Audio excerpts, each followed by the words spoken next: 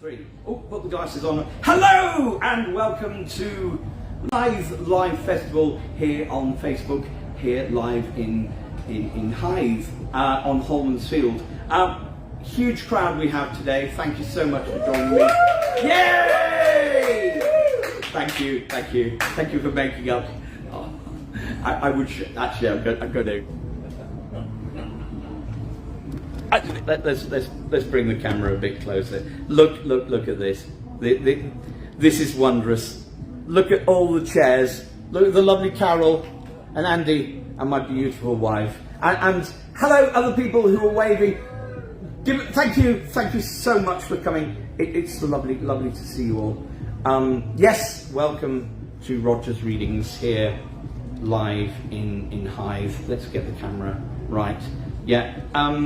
Okay, today we are here to read a book from the great, the late, and much beloved Alan Cliff. It's a Jack the Station Cat's book, and here he is, Jack himself. This, I am so proud.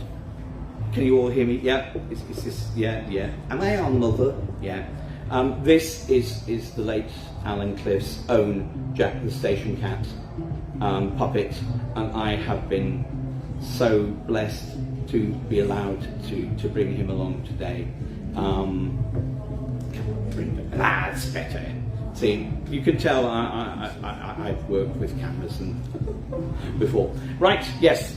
Let me tell you a little bit about Roger's Readings. Roger's Readings basically started in April 2020 when the dreaded COVID hit.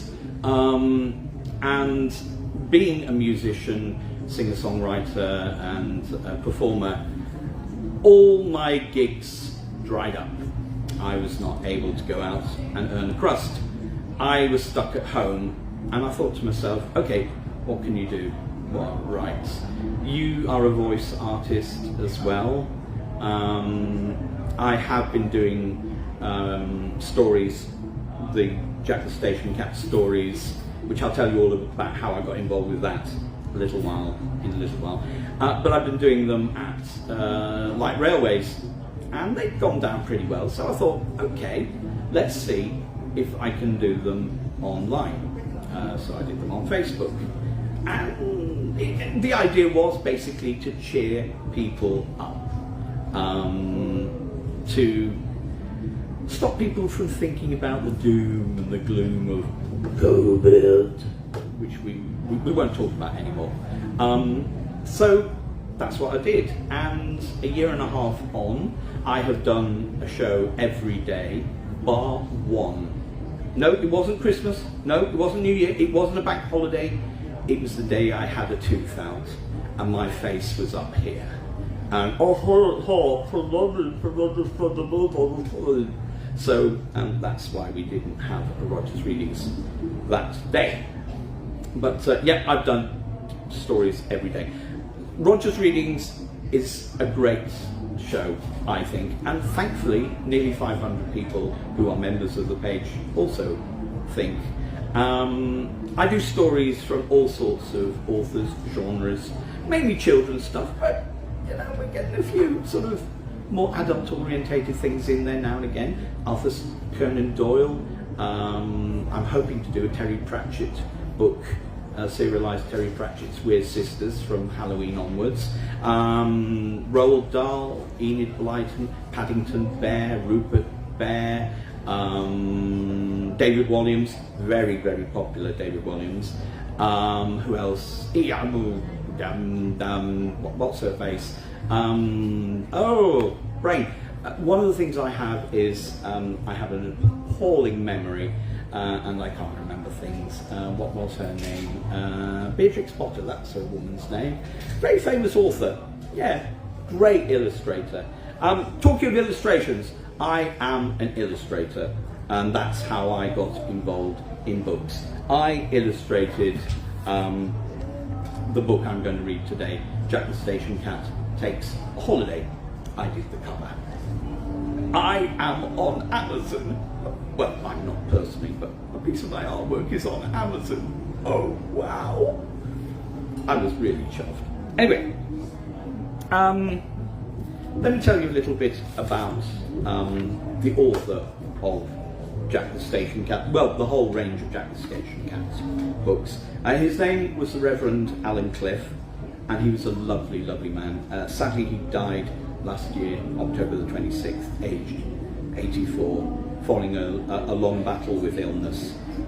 It was suggested, I'm reading from the obituary that I wrote for him, it was suggested Mr. Cliff take up writing as an aid to recover from his health problems. He had health problems all his life.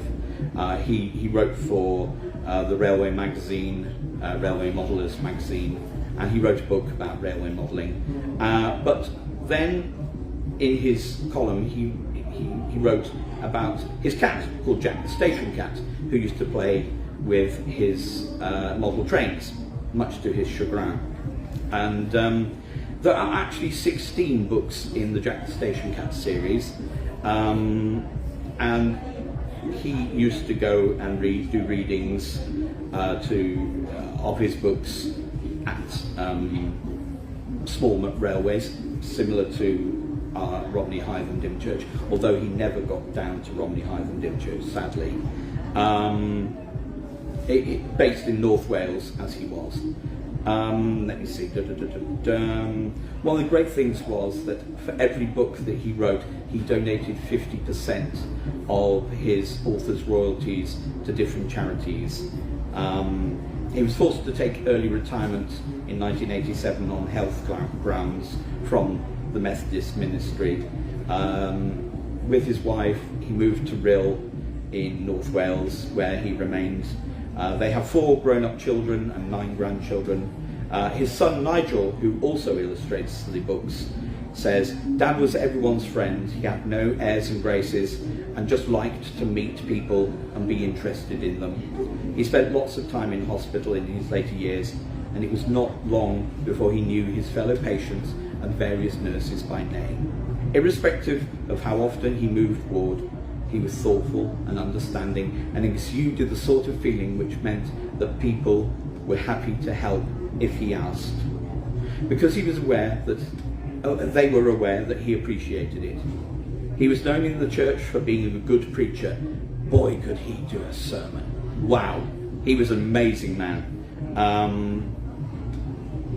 He was a lifelong railway enthusiast and one-time owner of the Dinorwick Quarries 040 narrow gauge Hunslet steam locomotive Holy War, which now lives at the Ballalake Light Railway. Alan was born in Morecambe, Lancashire in 1936. He married Rosemary in 1960 when he became a Methodist minister. His initial stationing in Galston near Great Yarmouth, and then he was moved to Edinburgh, and then in 1974 he moved from Scotland to Wales and took charge of the Wrexham circuit, which is where I came in. I first met Mr. Cliff when, as a school friend of his sons, Neil and Nigel, I was invited round to the manse, which is where they lived, in Wrexham, for tea. He certainly made an imposing figure, in dog collar and black, which soon softened when he discovered our mutual love of steam trains. He also had a love of Doctor Who, which I have, very much so. In fact, he used to, even to the end of his days, every time he saw me, he would say, "Hello, dear boy," because he talked like that. "Hello, dear boy, how are the things in Doctor Who?" Couldn't call it Doctor Who, it was Doctor Who.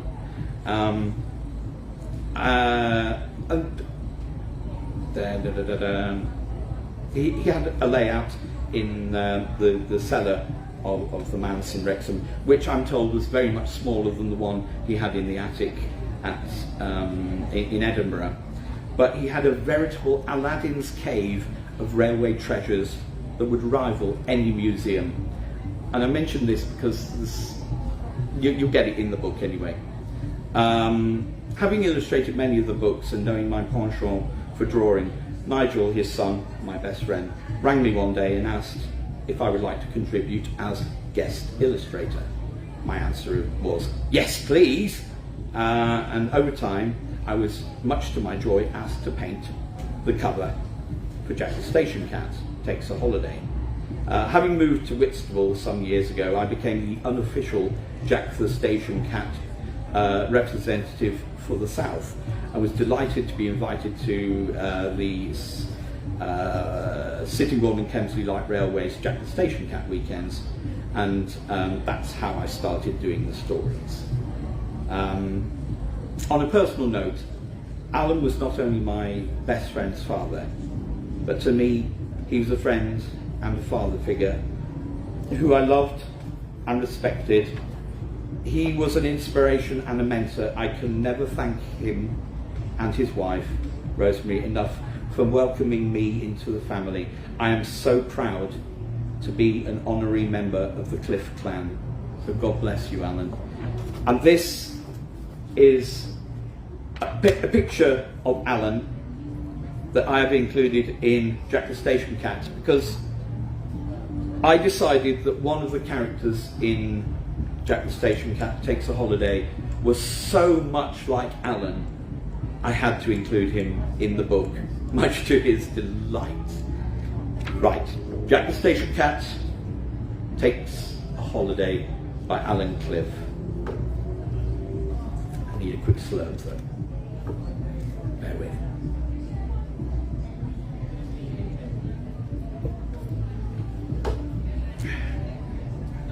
Scritch, scratch, scrunch. Mr. J. Toddington Ramsbottom wiped his brow and stood up. He had been busy scraping the rust off his latest buy, a lamp from the Southern Railway. "That's better," he said.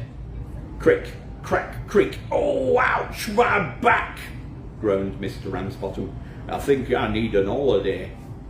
Mr. Ramsbottom went to see his friend, Mr. Parker, the station master at Tail's End. Jack the Station Cat was sitting on Mr. Parker's desk.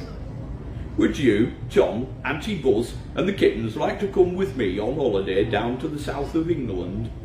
Mr. Ramsbottom asked Jack. Jack didn't know what he said, but it sounded good, so he purred. Mr. Parker thought it a splendid idea and suggested Mr. Ramsbottom borrow Henry, the Tail's End Railway parcels van, from Vernon the driver. J.T. Ramsbottom had a word with Vernon. "Your van," he said, "is just the right size for my holiday trip. I'll lend you one of my Tail's End to nearly everywhere vans while we're away." Vernon was pleased, and Mr. Parker approved. The five cats were very excited, and soon they, Mr. Ramsbottom, his suitcase and the cat's baskets were loaded into the maroon and cream van. There it is. Oh, hello. There's the one. This is one of Nigel's illustrations. Ozymandias the owl told us that we are going to Swanage Railway in Dorset, said Jack. "In that case, we are in for a treat," replied Auntie Buzz. "A great friend of mine called Ringwood was a famous station cat at Swanage. She told me that all round Swanage is history and mystery." "We like mysteries," squeaked Marmalade. "Did you find any hidden treasure, Auntie Buzz?" asked Mavanwi. "Certainly not," snapped Auntie Buzz. "You kittens love adventures, don't you?" teased Cousin Tom.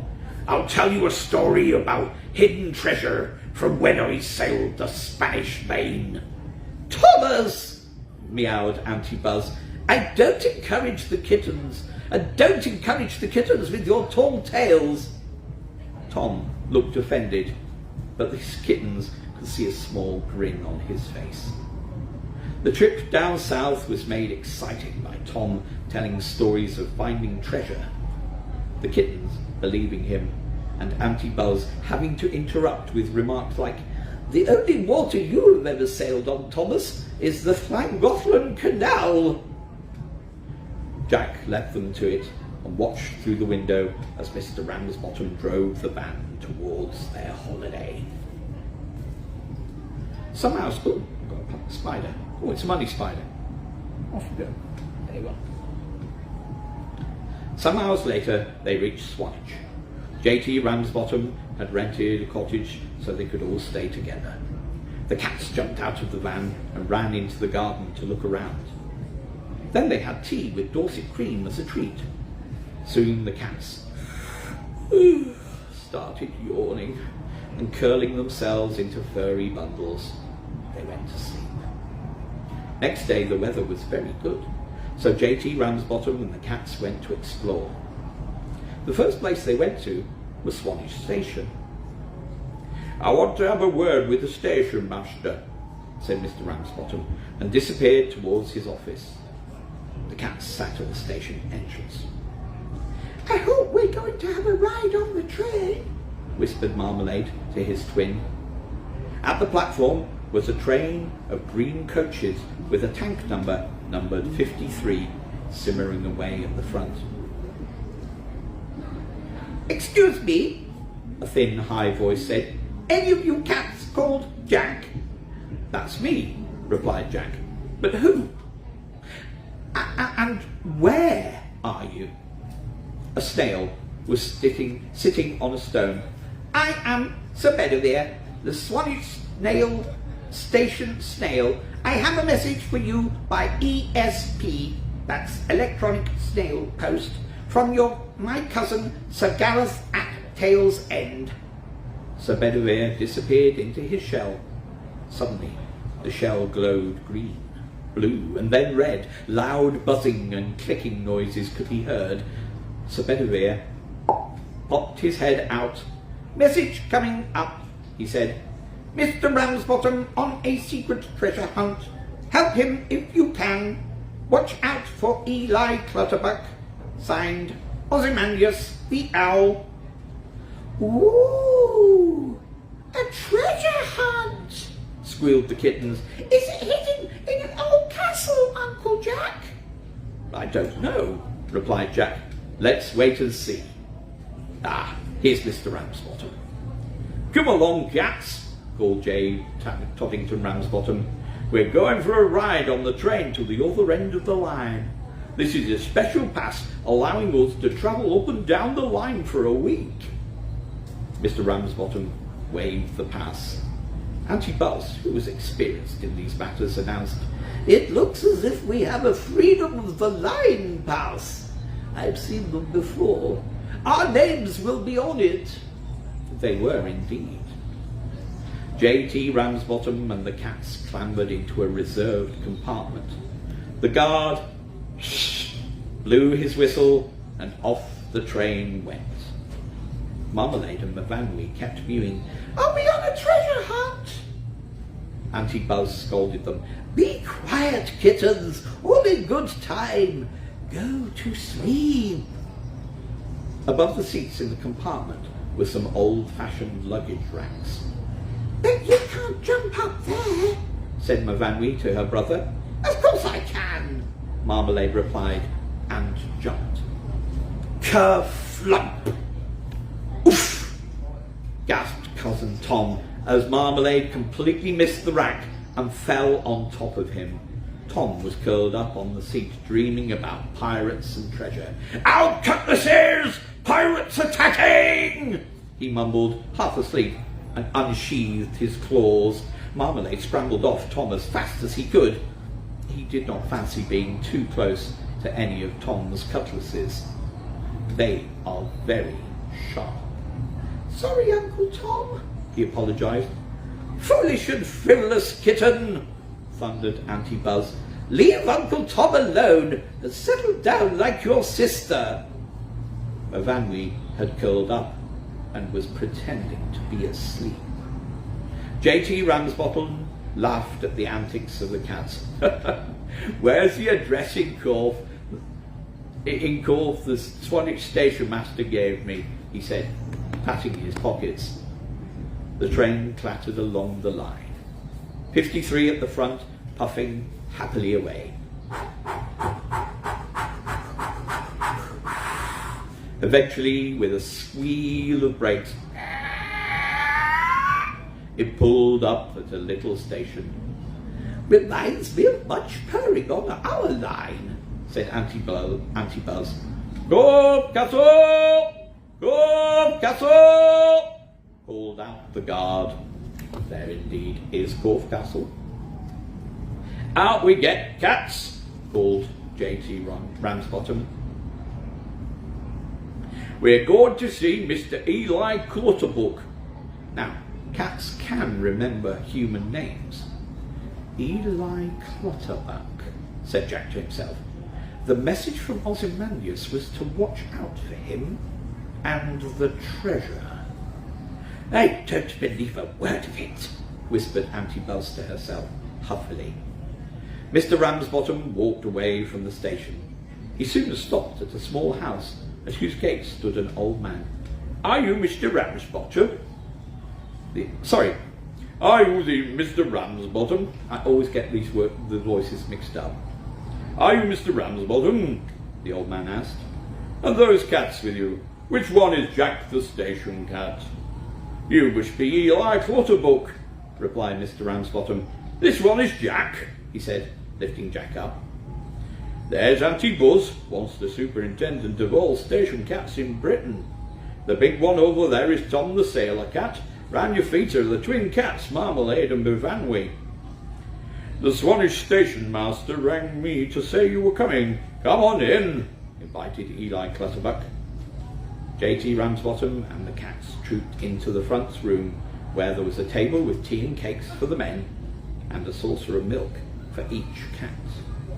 A warm fire was burning in the hearth. When the cats had finished, the kittens went into the garden. The older cats curled up on the mats in front of the fire. Mr. Ramsbottom and Mr. Clutterbuck sat talking. I guess there's treasure hidden in that old well, hissed Marmalade, pointing a paw towards the bottom of the garden. The kittens scampered across to the well. They jumped on the edge. Looks like a long way down, said Marmalade. I think there's water at the bottom, squeaked Bovanwy. The kittens walked carefully round the top of the well, putting one paw in front of the other. There's a bucket on a rope hanging there, breathed Bovanwy. Do you think that's where the treasure is, Twin? Might be, replied Marmalade. He jumped into the bucket. Splash! It's got water in it! My paws are wet! No treasure, though. Whir, whir, whir. The bucket and its chain started to go down into the water. Clunk, clunk. It stopped. Bovanwy peered down the well. Are you all right, Marmee? Help! Shrieked Marmalade. The kitten's squeals woke Jack. Twin in trouble, he muttered as he poked Tom with a paw. Lad, hard a port! Tom shook himself. Then he heard Marmalade's howls.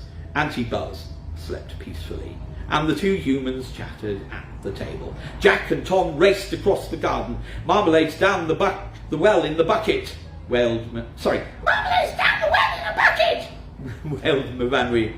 Man the capstern! Yelled Tom. He and Jack leapt for the handle that winds the bucket up and down the well.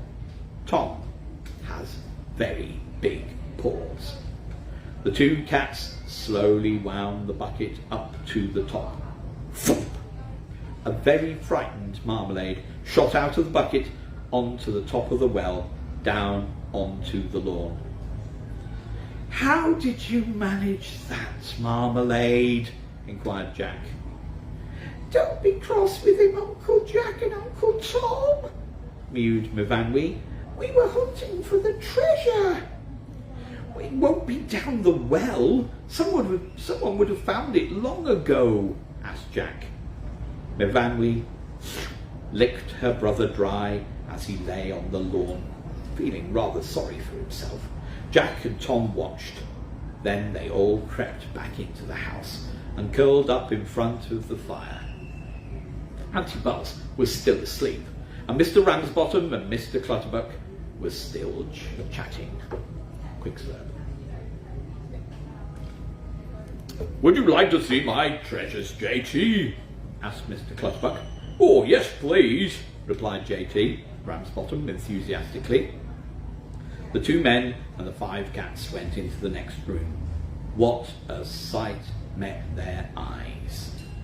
On the walls were fastened nameplates and number plates from locomotives long since scrapped. The letters and numbers shone and twinkled as Eli Clutterbuck switched on various lights. There were lots of other railway relics. There were several lamps, some of them that went on the front of engines, others that guards, porters, signalmen and other railway officials used. All were beautifully restored to an as-new condition and lovingly polished.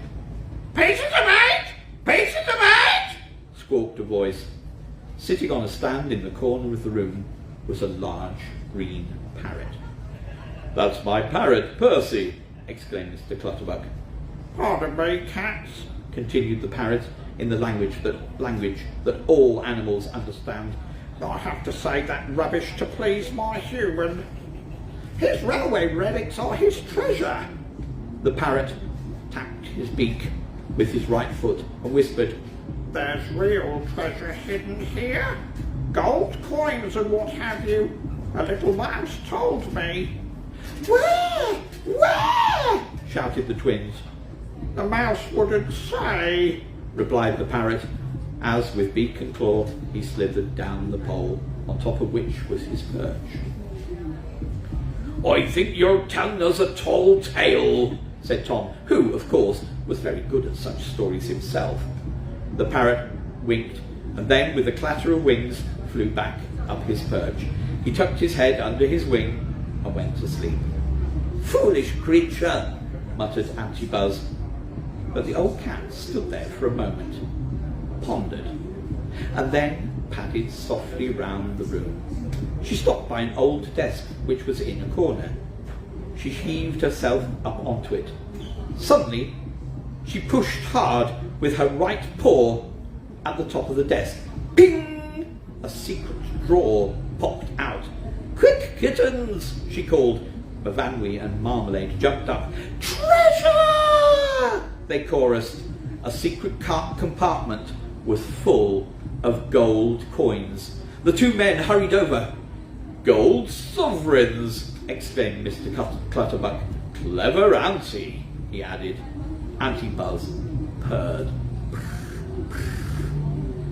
"Station master at Muse Junction had a desk like this. It too had a secret drawer." The other cats cheered. "Hooray!" You have a very bright aunt," squawked Percy, peering out from under his wing. Auntie Buzz jumped off the desk and padded round the rest of the room. Then she went and rubbed round Mr. Clutterbuck's legs, purring round loudly. "I think Auntie Buzz is saying thank you for showing her your treasure," said Mr. Ramsbottom. "Reminds her of stations she knew years ago." Mr. Clutterbuck patted Auntie's head. "I'm an old railway servant too," he whispered. "Thank you for finding my gold coins." Now, this is the painting I did of Mr. Clutterbuck. Now you see why I chose him to be Alan, because he had lots of treasures too. Not gold coins, unfortunately, just railway relics. Auntie Buzz purred even louder. Cousin Tom sat there, looking at Mr. Clutterbuck's treasure. "Shiver me timbers," he growled. "Fancy having to polish all that brass." Jack, followed by the kittens, was slowly going round the room. "Don't touch anything," he said sternly to Marmalade and Mavanwi. Marmalade winked at his sister. He waited until Jack wasn't looking and jumped on a table full of polished wooden boxes, each with a glittering brass bell on top. At the front of each box was a tapper. Marmalade put out a paw and pressed hard on one of the tappers. Dong! Went the bell on one of the other boxes. Quick as a flash, Mr. Clutterbuck crossed the room to the table. He pressed the tapper. Ding! Went the bell on Marmalade's box. The kitten was so surprised that he fell off the table, but landed safely, as cats usually do. "I told you not to touch anything," Jack shouted as Marmalade, who was hiding behind his sister. Then, with a mighty leap, Jack landed on the table. He pressed the tapper on the bell box, which Marmalade had touched.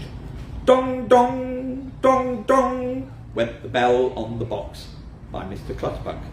Ding, ding, ding, ding, replied Mr. Clutterbuck. Good gracious, he gasped.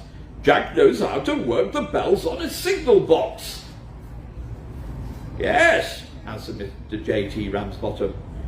He often helps Sydney, our signal box, at tail's end. Oh, I've got several money spiders here. Come on, chaps. Oh, my word. Sorry. Yeah, we're all getting covered. Hey, you're going to get money soon. Oh, good. That would be nice. That would be very, very nice. Yeah, Jack did not know what the humans were saying, but he did know 2 beats mean train on its way. Dong, dong, went Mr. Clutterbuck's bell as Jack pressed his tapper twice. Clever cat, Jack! Mr. Clutterbuck was enjoying himself. I don't often have anyone to send bell signals to, he added, as he and Jack spent a long time exchanging signals. Eli, we must go now, said Mr. J.T. Ramsbottom. We have a train to catch. Oh dear, said Eli Clutterbuck. I haven't had such a good time for years. He pressed his tapper 15 times. 5, pause, 5, pause, 5. Jack replied with the same beats. Signal box closing, beamed Mr. Clutterbuck. How long are you on holiday, J.T.? You and the cats will come and see me again, won't you? Of course, replied J.T. Then he and the 5 cats walked to Corfe Castle Station. At the platform, the train was waiting. Hurry along, please, said the guard. Reserve compartment for Jack the station cat and party at the front of the train. Jack and the other cats and Mr. Ramsbottom crowded into their reserved compartment. All the cats pressed their faces on the window, watching other passengers join the train. Mummy, Mummy, look at those cats, smiled a small girl called Millie. That's Jack the station cat and his relatives, replied her mother. He must be visiting the area. Jack and the others all waved a paw. Auntie Buzz's wave was very regal, just like the Queen's. Millie was thrilled. The furry 5 are waving at me, Mummy, she cried. Furry 5, that's a good name, smiled the guard. For the rest of the holiday, the Furry 5 and Mr. Ramsbottom rode up and down the Swanage line. Every day they visited Mr. Clutterbuck. Percy the parrot told the kittens lots of stories about Corfe Castle and hidden treasures, and even Tom said Percy was a good storyteller. Jack and Eli sent bell signals to one another while Auntie Buzz curled up comfortably on Mr. Clutterbuck's best chair. Why not? She purred to herself. After all, I am on holiday, and I did find some real treasure for him. The end. Thank you very much. Now, a couple of little bits I can tell you. Unfortunately, I've left all the illustrations over there, but if you come to the table afterwards, I will show you them, the actual illustrations. A couple of little bits I can tell you. If you can see, this Percy the parrot, originally in the book, before it got published, was going to be a grey parrot, and Helen's mum, who lived in Hythe, had a green parrot, and I phoned Alan and I said, any chance we can make the parrot a green parrot, because I have the perfect reference to work from. And he said, yes, dear boy, no problem, I'll change it in the book, it'll be a green parrot from now on. So Percy the grey parrot turned into Spike the green parrot, because, he still became Percy the parrot, but he was based on Spike the green parrot, who was a resident in Hythe. So he was from Hythe. And as I said, I had to get Alan into the book. Now, I'm working at the moment on the cover of the last Jack the Station Cat book. Before Alan died, he put together quite a lot of ideas for the last book, which Nigel and the family and I are. The story is now written. It's ready to go to the publishers. Nigel has done some amazing illustrations, and I have started working on the cover. And an exclusive for HYTHE Live and Roger's Readings, I have a couple of preparation illustrations here, which I will show you on the table. Anybody who wants to come and have a look. There are books for sale as well, which I will gladly sign, and I have been given permission by Jack himself to autograph them. So, how are we doing for time? How are we doing for time? Got plenty of time actually. If anybody wants, I can read another book. Would you like me to read another book, or? I think we might have another book. Yeah, okay. I've got to ask a few questions. How can we let Go on. We can't let you get away that soon. All right, go on. Let me have a quick slurp. Steam trains. Steam trains. Obviously a secret passion. Oh, not secret at all. I love steam trains. Yeah. So you've done the travelling around the world. Have you been to see? Goodness gracious me, no. All British steam trains. Yeah. And obviously the one we have, fortunately, just down the road here, Of course. is an amazing facility, and particularly for children. Yeah. Because I think children do get lost in the whole sort of. I adore the Romney Hythe and Dymchurch Railway. I have asked them if they would like me to come and do a Jack the Station Cat reading there, but I'm still waiting for them to say yes. I asked them years ago, obviously before COVID, and I believe they do sell the Jack the Station Cat books there, but no, I've never done a reading there, but we have been on the train several times. The Sittingbourne and Kemsley Light Railway, because that's nearer to Whitstable. Well, actually it's the other way. It is our preferred railway, because they do have Jack the Station Cat days when they turn the whole railway over to Jack the Station Cat. They change the names of their stations to the names of the railway stations in Jack the Station Cat books. Mews Junction, Cales End. They even have somebody dress up as Jack, who, being in the height of summer, the poor person who has to wear the Jack costume absolutely boils themselves to death. And I go there and I do readings and I show off the illustrations. But obviously, because of COVID, the dreaded COVID, I haven't been able to do it for a year and a half. So it's lovely to come and do this instead. But being from North Wales, I love all the Welsh railways. Festiniog, to go to the Festiniog was an absolute treat as a child. The Llangollen Railway, I absolutely adored. Well, we've just come back from a lovely holiday in Snowdonia with some good friends of ours. Yeah. And we didn't get a chance to go on the railway, did we, this time? But that's definitely for the future, and in fact the cottage we go to is just in Leather Valley, the other side of Blaen of Festiniog. Brilliant. Where the start of the railway that starts, because it was to transport slate down to the coast, and then there was taken on small little cutters, which then took them further out, I guess, into the Irish Sea, and then transferred onto much larger ships for Welsh slate to travel around the world. Yes. Started at Porthmadog. It starts at the port of Porthmadog. Yeah. And it's what is remarkable about it. It's a continual incline. And definitely going to take our friend over there too, because he might get a chance to drive a proper train, never mind these high speed things that he drives all the time. Well, go to the Sittingbourne and Kemsley Railway. They have drivers' courses there you can do.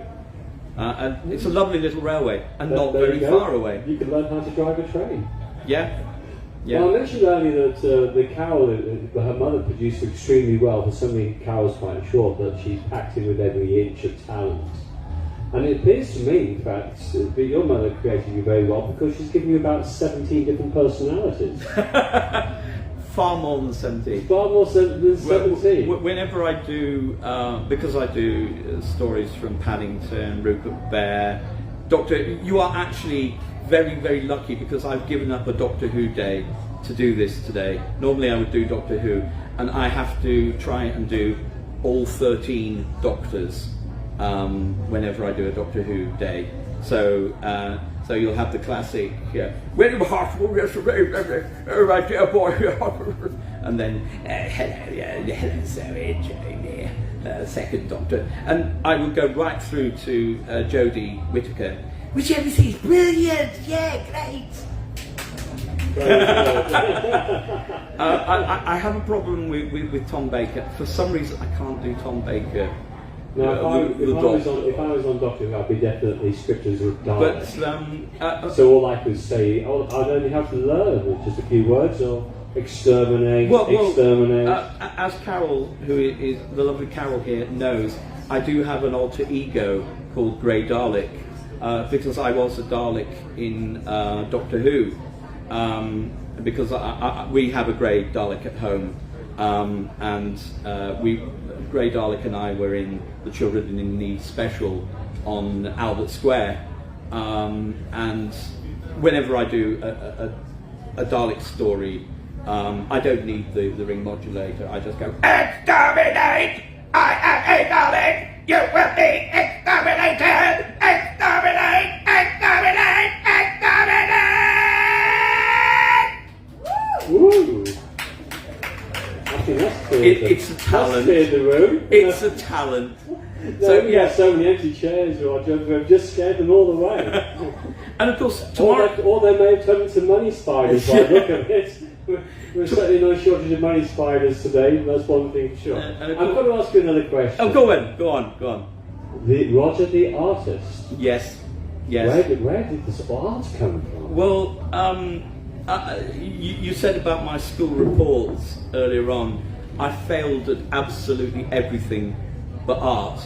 Well, I even failed my art O-level, not through my own choice. I believe my piece was tampered with because it was the only thing I actually cared about at school. I failed miserably. I was a very nervous child. You'd never believe it now. It's all the front. I was a very nervous child, and I was the senior mistress's son at school. So the pressure I had on me as when I went into my O-levels was incredible. And when I got to do all my exams, I just froze completely, and I messed up all my O-levels. I did Latin, I did Greek, I did ancient history, I did biology, I did maths, I did English. Failed the lot. Art, I loved, and I was so upset that I failed my art. So I couldn't go to art college. I wanted to do art college. So very long story cut short.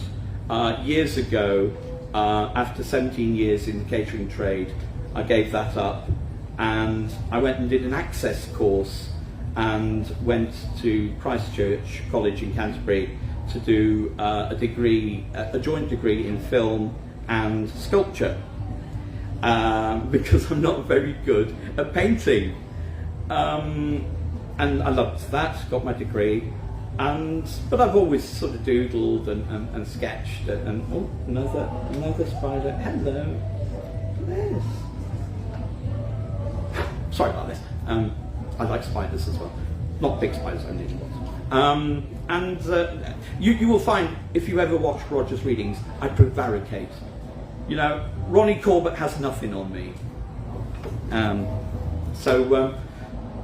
How did I get into art? Well, I've always drawn and painted, but I don't particularly think I'm good at it. And then Nigel rang me and said, well, would you like to be a guest artist on books? And I went, yeah, okay, if you think I'm good enough. And he said, well, you can't be much worse than me. Don't be silly, Nigel, you're brilliant. And if you look at the books, his work is fabulous.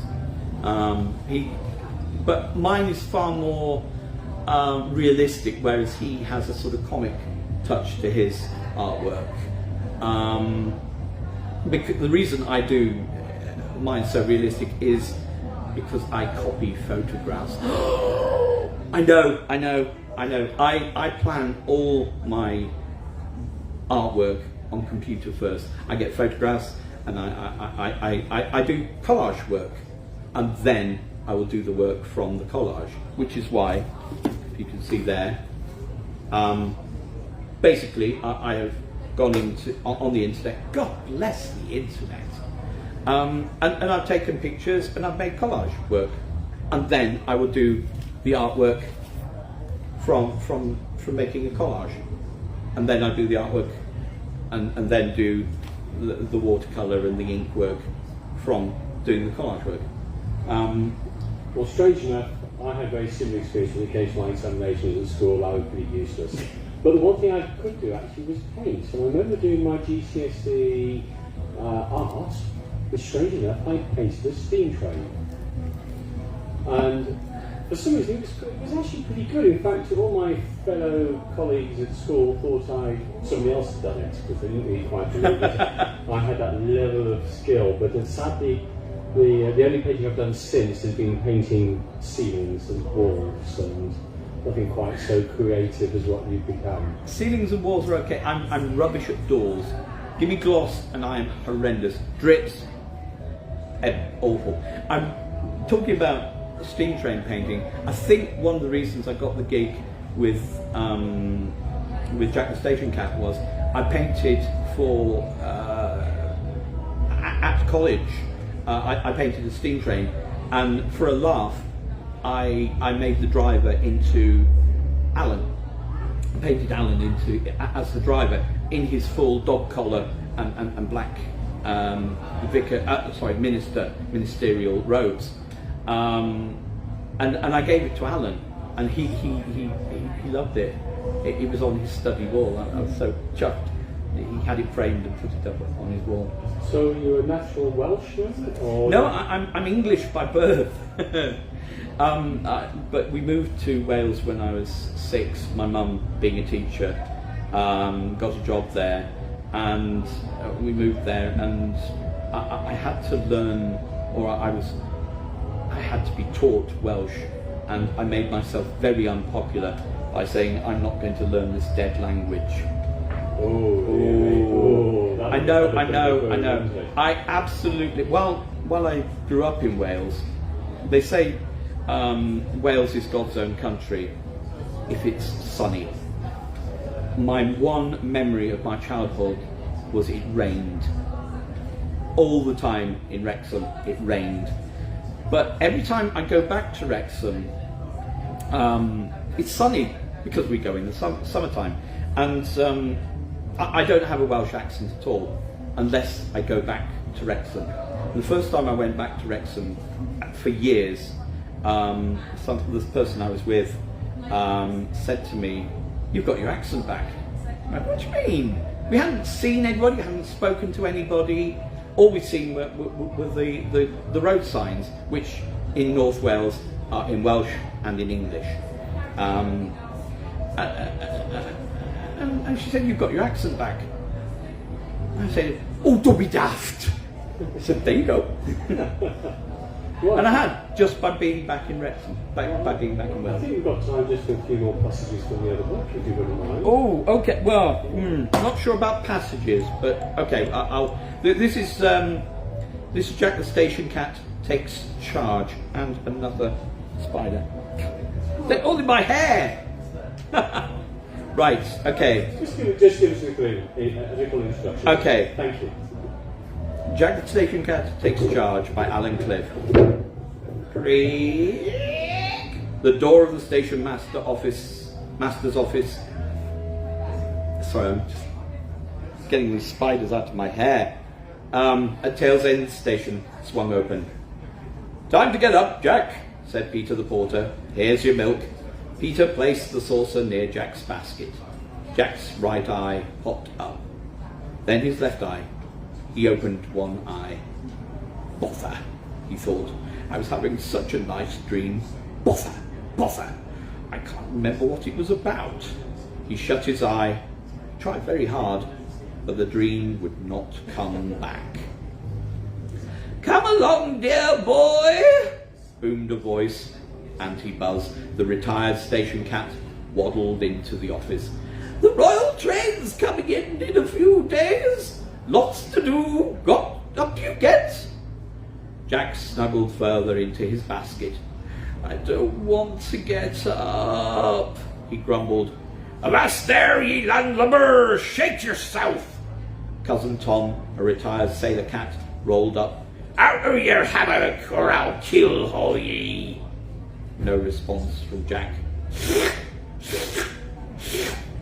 Jack's ears shot up. Both eyes opened. He uncurled himself and shot out of his basket. Tom! He yelled. You're drinking my milk! I thought that would get you up, grinned Tom. Jack glared at him. He lapped up the rest of the milk very fast. Now, Jack, purred Auntie Buzz, Tail's End is your station, but I know how to greet royalty. Done it scores of times. There are special rules to observe, so you must know them. Okay, Auntie. When do lessons start? After morning snooze, replied the old cat. Shortly after, Mr. Parker, the station master, arrived. Morning, Jack, he said. Lots of letters here. He opened them one by one. Here's a strange message, he muttered. Please lend us Jack the station cat. We have a problem with a bad rat. Our cat Toom can't cope. He needs help. The letter was signed, the director of Ruthin Old Jail, North Wales. The royal visit to Tail's End is next week, murmured Mr. Parker. Still, I think we can lend you to the jail for a day, Jack. I'll arrange for Vernon the van driver to take you there. Jack purred. Though he hadn't the faintest idea what Mr. Parker was saying, he went and sharpened his claws. Scritch, scratch, scrunch. Then he and Mr. Parker went to the front of the station and found Vernon and Henry the Tail's End parcels van.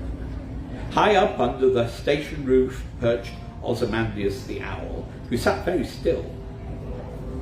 I wonder where Jack is going, he thought. Ozymandias lifted a leg and scratched himself. Jack! Jack! Shouted Mr. Parker. Into the van! Brum! Brum! Henry the van rolled away. Dear me, how surprising. Jack's gone for a ride. It's not his usual day for that. Ozymandias scratched himself again. I think I should tell someone. Gareth, the Cornish railway snail, was sitting on his favourite stone in the station garden. Ozymandias threw down beside him. I have some important news, he hooted. Randolph the rabbit, who was chewing some grass nearby, pricked up his ears. Please tell us, he said between mouthfuls. Ozymandias puffed out his chest and opened his eyes so they looked like saucers. Jack the station cat has gone for a ride, and it's not his day. He's been kidnapped! Squealed the rabbit. He ran round and round in circles. Don't panic! Don't panic! Do something, Gareth! Red alert, announced Gareth. I will send a red alert by ESP, electronic snail post, to all station snails throughout Britain. He disappeared into his shell. Red lights flashed. The shell turned orange. From inside, muffled shouts could be heard. Oh dear. A purple flare shot out of the shell mouth. Then Gareth's head appeared. Set off a red alert, he wheezed, but I forgot why. Jack's been kidnapped! Shouted Randolph. He has been abducted. added Ozymandias. Stuff and nonsense, purred Auntie Buzz, who had come to see what all the fuss was about. If Jack has gone for a ride with Vernon, he'll come back. Foolish creatures. And that is where I'm going to leave that one. This book is available to buy, and I will gladly sign it, because it does have one of my illustrations in it. Well, actually, it has a couple of my illustrations in it, including Jack in his basket. Thank you very much. Well, thank you very much for coming along. Welcome. Thank you. Cheers. God bless you. To everyone on Facebook, thank you for staying with me. Hello, Owen, and everybody else. Oh, hello, Joe. Hope you get better soon. God bless you all. As I always say, as I finish the show, stay safe, stay healthy, stay happy. Big smiles all round. Bye bye. God bless.